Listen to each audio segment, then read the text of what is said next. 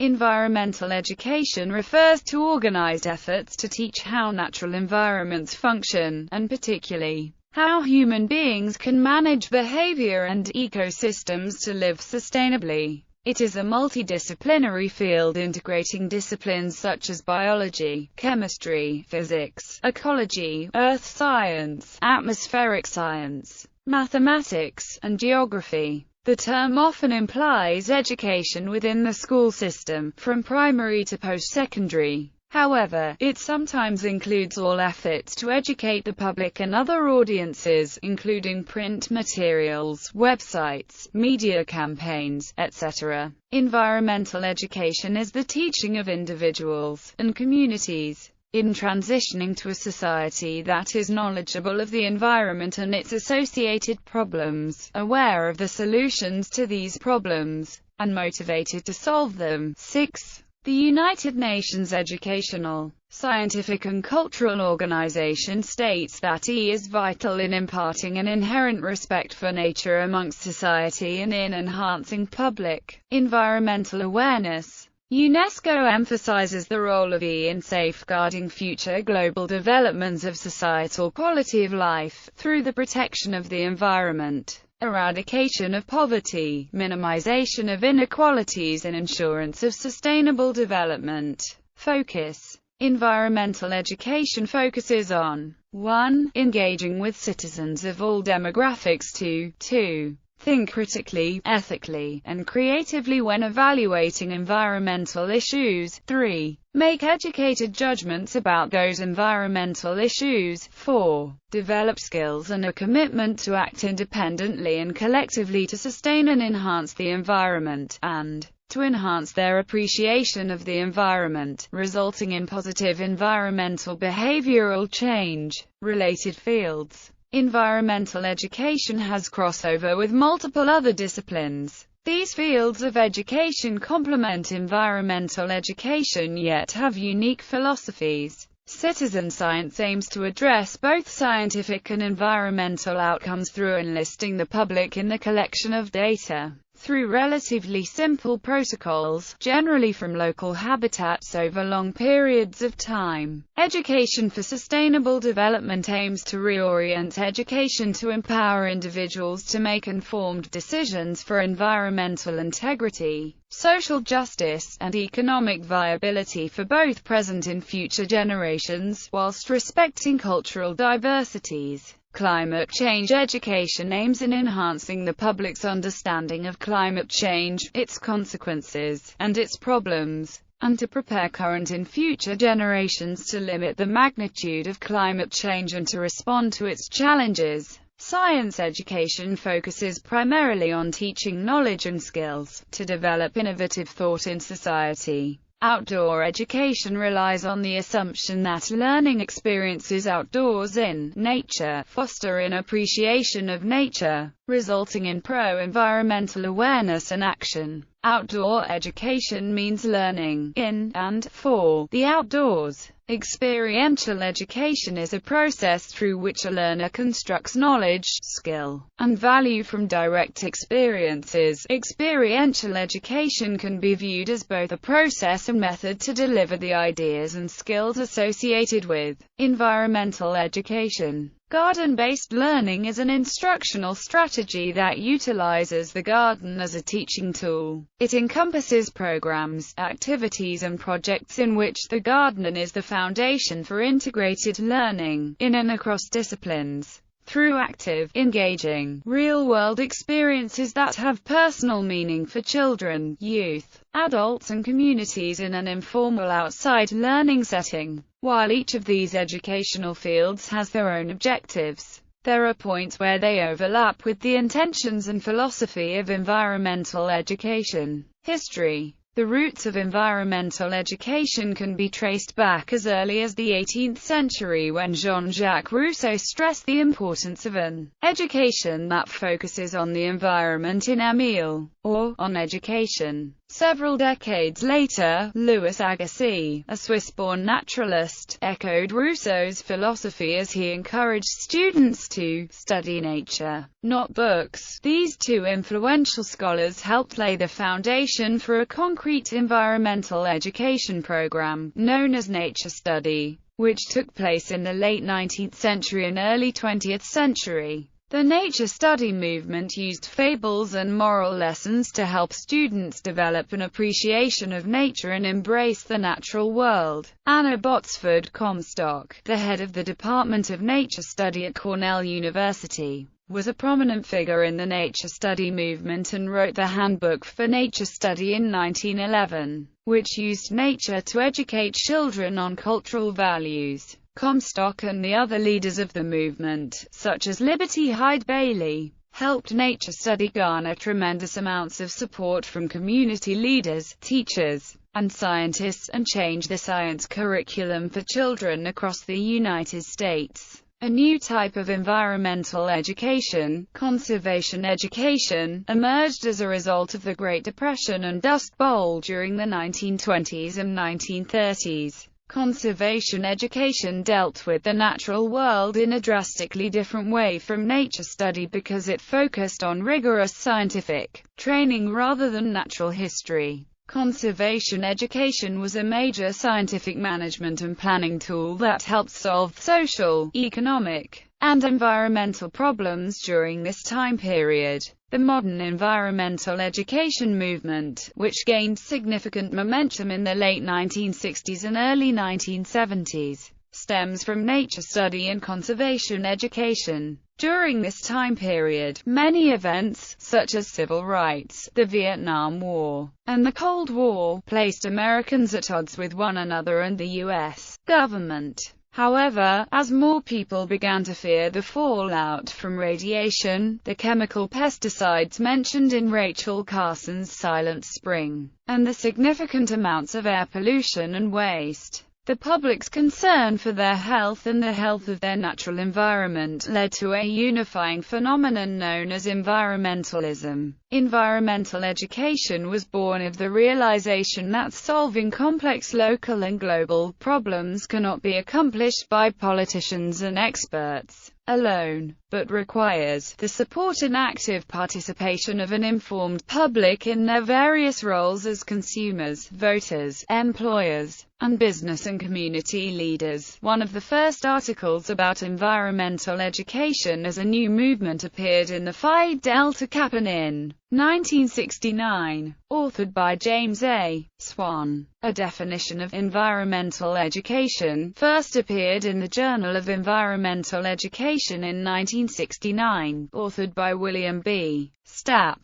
Stapp later went on to become the first director of environmental education for UNESCO, and then the Global Rivers International Network. Ultimately, the first Earth Day on April 22, 1970, a national teach-in about environmental problems, paved the way for the modern environmental education movement. Later that same year, President Nixon passed the National Environmental Education Act, which was intended to incorporate environmental education into K-12 schools. Then, in 1971, the National Association for Environmental Education was created to improve environmental literacy by providing resources to teachers and promoting environmental education programs. Internationally, environmental education gained recognition when the UN Conference on the Human Environment, held in Stockholm, Sweden, in 1972, declared environmental education must be used as a tool to address global environmental problems. The United Nations Education, Scientific and Cultural Organization and United Nations Environment Programme created three major declarations that have guided the course of environmental education. Stockholm Declaration, June 5–16, 1972, the Declaration of the United Nations Conference on the Human Environment. The document was made up of 7 proclamations and 26 principles to inspire and guide the peoples of the world in the preservation and enhancement of the human environment. Belgrade Charter, October 13–22. 1975. The Belgrade Charter was the outcome of the International Workshop on Environmental Education held in Belgrade, Yugoslavia. It defines an audience for environmental education, which includes the general public. Tbilisi Declaration, October 14 to 26. 1977. The Tbilisi Declaration noted the unanimous accord in the important role of environmental education in the preservation and improvement of the world's environment, as well as in the sound and balanced development of the world's communities. The Tbilisi Declaration updated and clarified the Stockholm Declaration and the Belgrade Charter by including new goals, objectives, characteristics, and guiding principles of environmental education. Later that decade, in 1977, the Intergovernmental Conference on Environmental Education in Tbilisi, Georgia emphasized the role of environmental education in preserving and improving the global environment and sought to provide the framework and guidelines for environmental education. The conference laid out the role, objectives, and characteristics of environmental education, and provided several goals and principles for environmental education. About environmental education has been considered an additional or elective subject in much of traditional K-12 curriculum. At the elementary school level, environmental education can take the form of science enrichment curriculum, natural history field trips, community service projects, and participation in outdoor science schools. E-policies assist schools and organizations in developing and improving environmental education programs that provide citizens with an in-depth understanding of the environment. School-related e-policies focus on three main components: curricula, green facilities, and training. Schools can integrate environmental education into their curricula with sufficient funding from e-policies. This approach, known as using the environment as an integrating context for learning, uses the local environment as a framework for teaching state and district education standards. In addition to funding environmental curricula in the classroom, environmental education policies allot the financial resources for hands-on, outdoor learning. These activities and lessons help address and mitigate nature deficit disorder, as well as encourage healthier lifestyles. Green schools, or green facility promotion, are another main component of environmental education policies. Greening school facilities cost, on average, a little less than 2% more than creating a traditional school, but payback from these energy-efficient buildings occur within only a few years. Environmental education policies help reduce the relatively small burden of the initial startup costs for green schools. Green school policies also provide grants for modernization, renovation, or repair of older school facilities. Additionally, healthy food options are also a central aspect of green schools. These policies specifically focus on bringing freshly prepared food, made from high-quality, locally grown ingredients into schools. In secondary school, environmental curriculum can be a focused subject within the sciences or as a part of student interest groups or clubs. At the undergraduate and graduate level, it can be considered its own field within education. Environmental studies, environmental science and policy, ecology, or human, cultural ecology programs. Environmental education is not restricted to in-class lesson plans.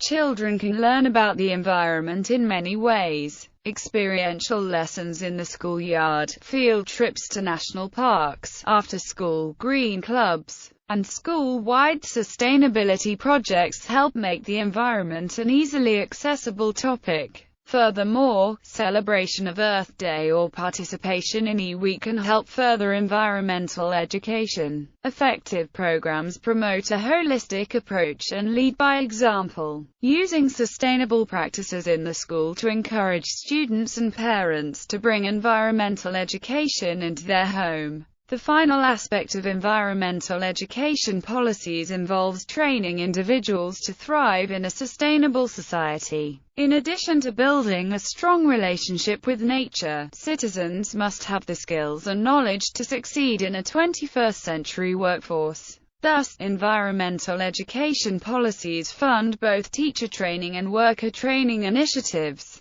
Teachers train to effectively teach and incorporate environmental studies. On the other hand, the current workforce must be trained or retrained so they can adapt to the new green economy. Environmental education policies that fund training programs are critical to educating citizens to prosper in a sustainable society. Obstacles. A study of Ontario teachers explored obstacles to environmental education. Through an internet-based survey questionnaire, 300 K-12 teachers from Ontario, Canada responded. Based on the results of the survey, the most significant challenges identified by the sample of Ontario teachers include overcrowded curriculum, lack of resources, low priority of environmental education in schools, limited access to the outdoors, student apathy to environmental issues, and the controversial nature of socio-political action.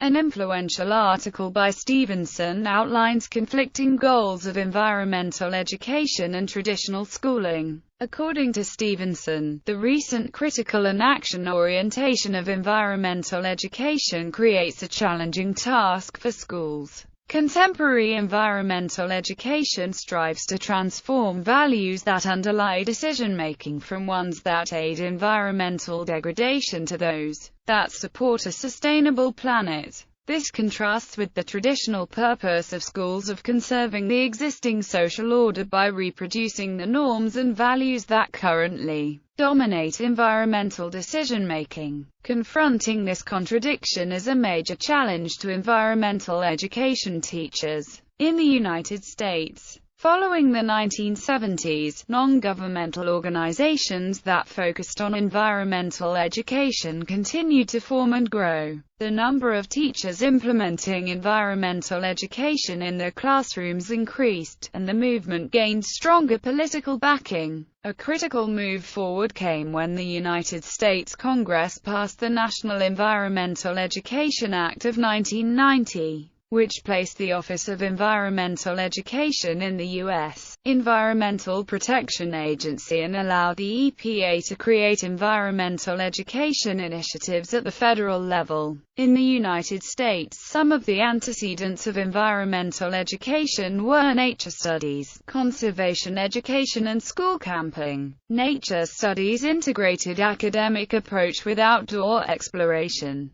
Conservation education brought awareness to the misuse of natural resources. George Perkins Marsh discoursed on humanity's integral part of the natural world. The governmental agencies like the U.S. Forest Service and the EPA were also pushing a conservation agenda. Conservation ideals still guide environmental education today. School camping was exposure to the environment and use of resources outside of the classroom for educational purposes. The legacies of these antecedents are still present in the evolving arena of environmental education. Trends. One of the current trends within environmental education seeks to move from an approach of ideology and activism to one that allows students to make informed decisions and take action based on experience as well as data. Within this process, environmental curricula have progressively been integrated into governmental education standards. Some environmental educators find this movement distressing and a move away from the original political and activist approach to environmental education, while others find this approach more valid and accessible. Movement. A movement that has progressed since the relatively recent founding of environmental education in industrial societies has transported the participant from nature appreciation and awareness to education for an ecologically sustainable future. This trend may be viewed as a microcosm of how many environmental education programs seek to first engage participants through developing a sense of nature appreciation, which then translates into actions that affect conservation and sustainability. Programs range from New York to California, including Life Lab at University of California, Santa Cruz, as well as Cornell University in Ithaca.